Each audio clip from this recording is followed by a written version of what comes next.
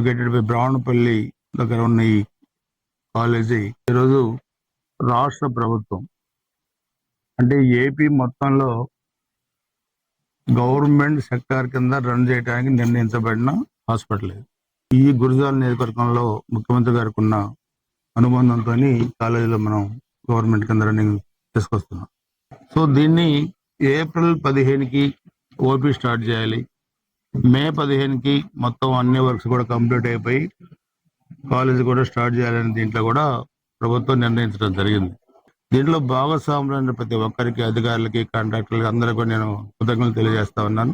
ఇంకా పనులు వేగవంతంగా తయారు చేసి ఈ టైం బౌండరీలో మొత్తం మే 15 కంప్లీట్ చేయాలని చెప్పి నేను కోరుకుంటున్నాను.